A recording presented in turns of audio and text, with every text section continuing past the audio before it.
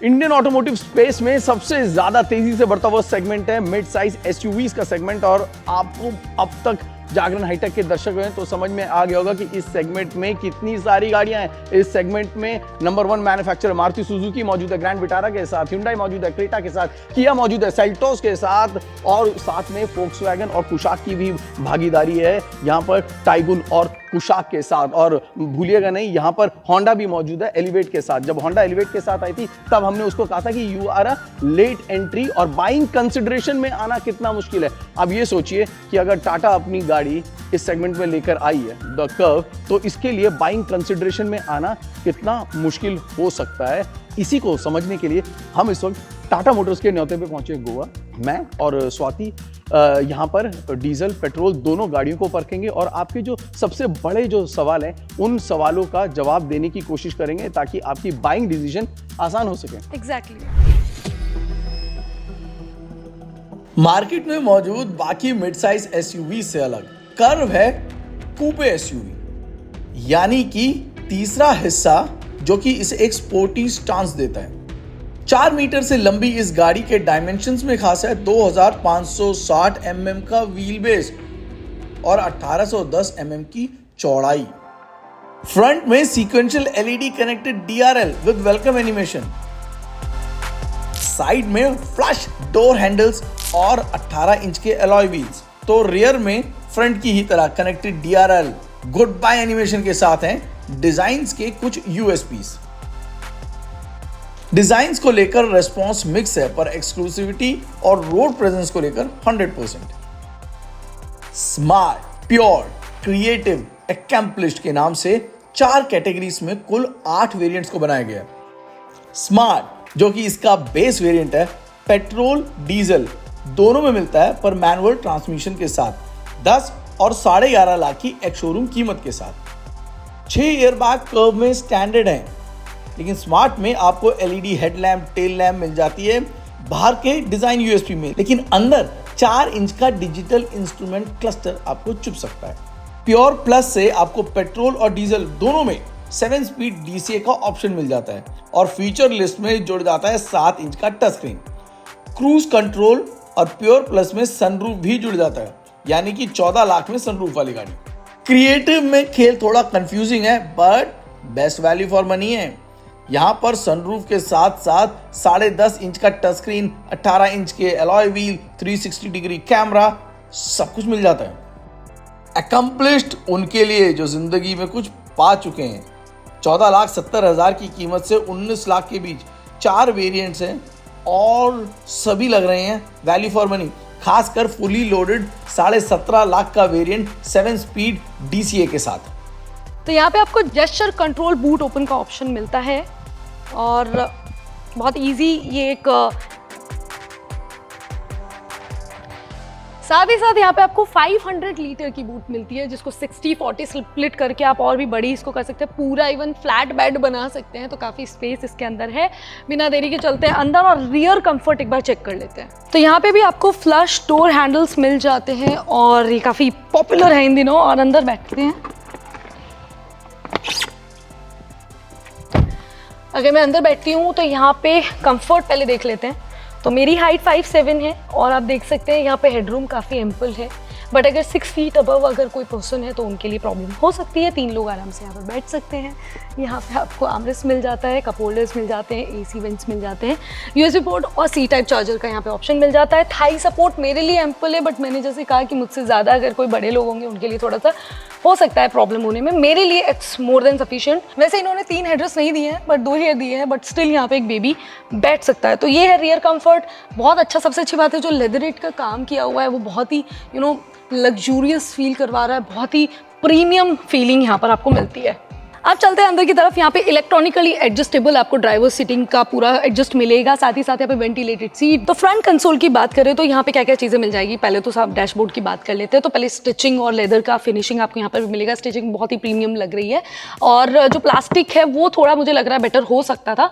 और यहाँ पर जो स्क्रीन है, जो आपको इंफोटेनमेंट सिस्टम है 12.3 इंचेस का मिलेगा, 10.25 इंचेस का क्लस्टर मिलेगा, IRVM जो है ऑटो मिलेगा। सनरूफ जो है कोशिश की गई है, नॉट पैनोरामिक पूरा लास्ट तक नहीं है but still it's panoramic. Wireless charger यहाँ पे मिलेगा, इलेक्ट्रॉनिक पार्किंग आपको यहाँ पे मिलेगी, 3 मोड्स आपको मिलेंगे यहाँ पे, ऑटो क्लाइमेट कंट्रोल इसके अंदर आपको मिलने वाला है। यहाँ पे आपको कूल ग्लव बॉक्स जो है फ्रंट के अंदर मिलता है। साथ ही साथ अगर हम स्क्रीन की बात करें तो यहाँ पे आपको आयरा कनेक्टिविटी मिल जाएगी, जिसके अंदर आपको एलेक्सा, गूगल, सिरी सब सपोर्टिव है, तो कोई दिक्कत नहीं वहाँ पे आने वाली है। तो यहाँ पे 9 स्पीकर आपको JBL के मिलने वाले हैं। मूड लाइटिंग इसके अंदर आपको मिलती है, एम्बिएंट लाइटिंग यहाँ पे मिलेगी। सेफ्टी की बात करें तो यहाँ पे आपको ADAS के फीचर्स मिलते हैं, ADAS लेवल 2 मिलता है, ब्लाइंड स्पॉट मिलता है, लेन असिस्ट मिलता है, काफ़ी सारे फीचर यहाँ पे आपको मिल जाएंगे। साथ ही साथ में यहाँ पे हिल होल्ड असिस्ट मिल जाता है, 360 डिग्री कैमरा मिल जाता है, आपको अडेप्टिव क्रूज कंट्रोल मिल जाता है। ये टॉप वेरिएंट है, इसके अंदर आपको ये सारे फीचर मिलते हैं। अब चलते हैं ड्राइव पर। सो ये 1.5 लीटर का डीजल इंजन है, क्रायोजेट। इसका क्या रिस्पॉन्स है, पहले इसके बारे में बात करते हैं, उसके बाद में बात करेंगे 1.2 लीटर का जो उसका पेट्रोल इंजन है वो कैसे वर्क करता है, उसकी क्या परफॉर्मेंस है। जल्दी से देखते हैं इस वीडियो में और लास्ट तक बने रहिएगा, क्योंकि दोनों के ओपिनियन आपको बहुत काम आने वाले हैं।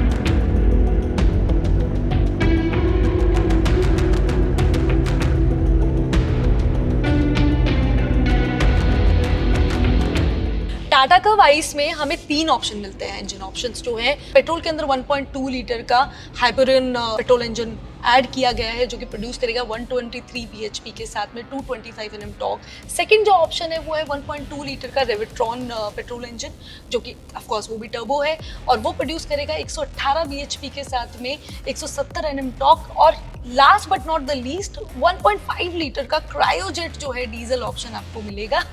यार हम स्वाति ने ना आप सब लोगों को पूरा ब्रोशर पढ़कर सुना दिया, ठीक है। और शायद स्वाति यही सबसे बड़ी कंफ्यूजन भी होती है लोगों को कि इतने सारे इंजन के ऑप्शंस मौजूद हैं, Exactly. इतने सारे नंबर्स हैं जो कि आपको थ्रो कर दिए जाते हैं। और सबसे ज्यादा प्रॉब्लम पता है क्या होती है, इतने सारे इंजन ऑप्शन और किस किस वेरिएंट में कौन सा इंजन ऑप्शन अवेलेबल होगा, वो बहुत बड़ी कंफ्यूजन है। तो इसको कैसे रेक्टिफाई करें।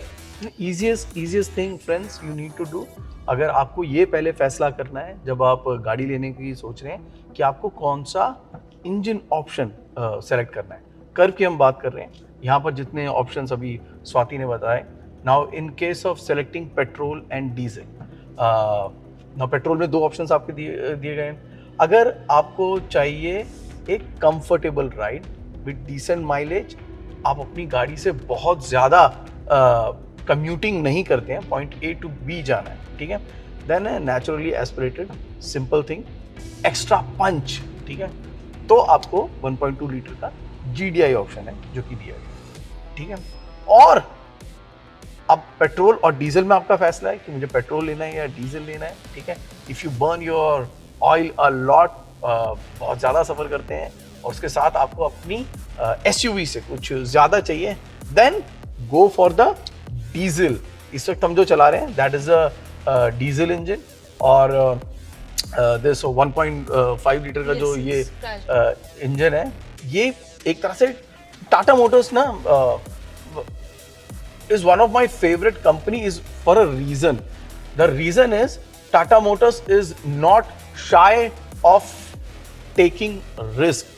और ये जो इंजन है ना, this is one of the most reliable engine that Tata is having. लेकिन इस इंजन में कर्व के लिए काफ़ी सारे चेंजेस भी हैं जो कि किए गए। टाटा मोटर्स के पास ना 2 वो थे कि whether they should go with the platform that they made for the Nexon और फॉर द हैरियर। तो उन्होंने सोचा चलो हैरियर को भी छोड़ते हैं और नेक्सॉन को भी छोड़ते हैं, इन दोनों की बीच की गाड़ी है, इस बीच की गाड़ी को नए फॉर्म फैक्टर के साथ ला रहे हैं, तो क्यों ना एक नए प्लेटफॉर्म को ही जोड़ दिया जाए। और वहाँ से आया एटलस प्लेटफॉर्म और उस प्लेटफॉर्म पे इसको बनाया गया। अब उस प्लेटफॉर्म पे बनाया गया, बाकी अगर होते तो क्योंकि टाटा मोटर्स ने जब पिलर्स की बात होती है, सबसे जरूरी था कि सेफ्टी को लेकर टाटा ने बातें आगे बढ़ाई थी। Now this has to be safe platform, ऊपर से माइलेज भी सही होनी चाहिए, तो कई सारी चीज़ों को, इन सब चीज़ों को ध्यान में रख के इस पर काम किया गया। डीजल जो है आपको DCT में मिलेगा और मैनुअल में भी मिलेगा।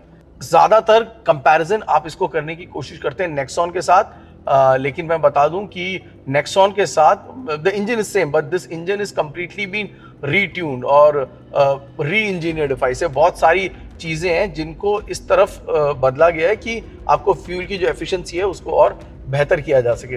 ये पहले ऑल्ट्रोज के साथ जब उतारी गई थी, this is a wet clutch transmission that we are using. Indian condition जो है वो थोड़ी हॉट कंडीशन है, यहाँ पे ड्राई क्लच में दिक्कतें आती हैं और इस वजह से वेट क्लच ट्रांसमिशन है जो कि दिया गया है। हमने मैनुअल को भी परखा है, हमने DCT को भी परखा है, दोनों में काफी टाइम बिताया।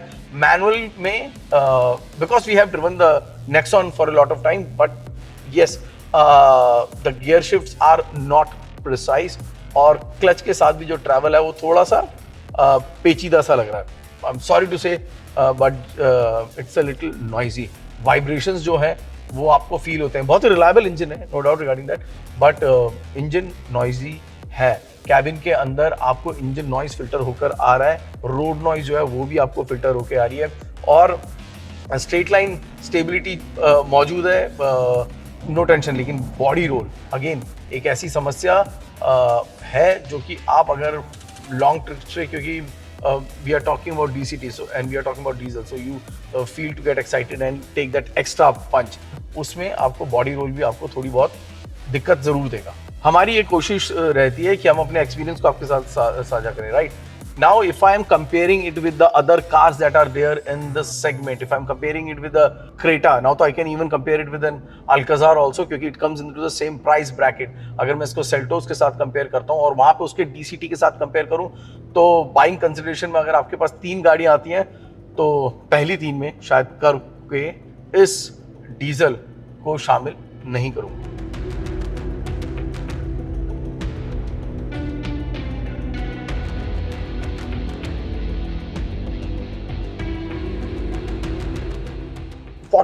कस्टमर्स शायद डीजल की तरफ झुकाव रखेंगे, वहाँ पर DCT कैसा परफॉर्म करता है, मैनुअल कैसा परफॉर्म करता है, ये तो आपको बता दिया। लेकिन जो ब्रेड एंड बटर है, जहाँ पर आगे का फ्यूचर है पेट्रोल, वो कैसी चलती है जानना जरूरी है। 2 इंजन ऑप्शन है, GDI and naturally aspirated.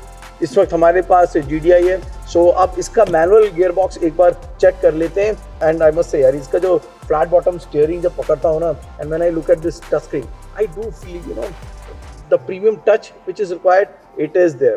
3 mode यहाँ पर भी आपको मिलेंगे, इको, स्पोर्ट और सिटी में हम इस वक्त गाड़ी को चला रहे हैं। एंड सिटी में माइलेज जो है टाटा मोटर्स की, उसको बढ़ाने के लिए इसके इंजन पर, कैलिब्रेशन पर और उसके प्लेसिंग पर काम किया गया। हाउ और कितना फायदा हुआ है, लेट्स चेक इट।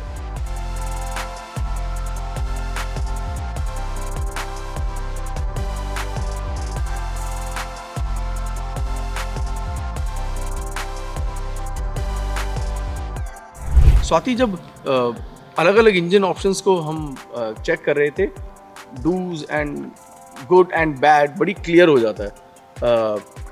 ये जो मैनुअल अवतार है कर्व का 1.2 लीटर, 2 ऑप्शन है, the naturally aspirated and the GDI। जब आप प्राइस चार्ट पर नजर मार रहे थे, तब हम ये सोच रहे थे कि अगर आपको रेकमेंड करें मैनुअल में और DCT में, तो कौन सी ज़्यादा बेहतर होगी। My experience with this manual for couple of hours, और उसको हमने जब मैचअप किया नेक्सॉन के साथ और इसके कंपटीशन के साथ, तो यू नो इट्स फैंटास्टिक। जब राइड एंड हैंडलिंग की बात करते हैं ना, I must say you know as an Indian I feel great, this is an Indian manufacture जो कि यू नो आगे बढ़ता जा रहा है। Ride and handling is fantastic यार, जैसे मर्जी पॉट होल्स, गड्ढे, और दोनों में इट्स सिमिलर। बट जो मैनुअल है ना, manual gear box I felt a little नॉची, और सबसे बड़ा प्रॉब्लम ये है जो उसका क्लच का जो ट्रैवल है ना, वो भी थोड़ा सा ज़्यादा है। वो कई लोगों को जो कि सिटी कम्यूटिंग में होते हैं, ठीक है, उनको थोड़ा सा परेशान करता है, ठीक है। इलाज बड़ा सिंपल है, तुसी छोड़ो मैनुअल और DCT की तरफ आ जाओ। But then again you know, if you ask me whether we should buy a Tata Curve or not, I will keep it very simple, you know। मेरी बाइंग प्रेफरेंस में टाटा हमेशा रहती है, ठीक है। सिर्फ एक रिफाइनमेंट के मामले में और प्लास्टिक क्वालिटी के मामले में नीचे आ जाती है। गैप्स जो दिखते हैं, जो प्रीमियम टच जो चाहिए होता है, वहाँ पे कभी कभार थोड़ा सा कॉम्प्रोमाइज होना। Overall package exactly, Swati, it's really good, it's very attractive, it's compliment जैसा जिस जगह पर हैं हम, और जो आजकल जो लुक्स के लिए जो हमारा एक क्रेजीनेस हो चुका है, उसको मद्देनजर रखते हुए ना बहुत ही अट्रैक्टिव है। ऑफ कोर्स अगर आप रोड पर निकले तो आई कैंडी आप बन जाएंगे, एंड लोगों का जो ध्यान है वो ज़रूर आप पर होने वाला है। So if you want to buy a car for design, looks, presence on road and in your garage, Curve is just perfect if you are asking for a car for your family of 5 for long drives with good ride and handling. This is perfect. But if you are thinking of a car that you want to drive, enjoy and make the most of it, then you can consider even the other cars that are there in the competition with premium touch and that feel that separates from all the other cars in the market. Creta और Seltos, ये दो ऐसी गाड़ियाँ हैं जो कि mid size SUV segment में सब पर भारी पड़ती हैं और उसकी वजह है उनकी प्रीमियम टच एंड फील.